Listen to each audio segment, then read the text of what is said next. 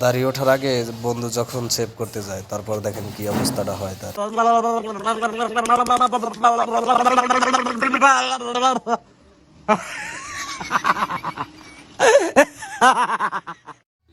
জীবনে বহুত নাপিত দেখছি, এমন নাপিত আমি কোনোদিন দেখিনি। দেখেন কি করে।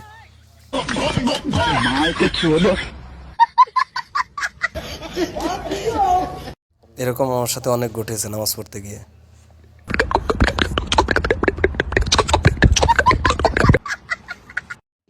মসজিদের ভিতরে গিয়ে এই কাজটা করা মোটেও ঠিক হয়নি। ভিডিওটি দেখেন। طبطبني والسقف سقسقني طبطبني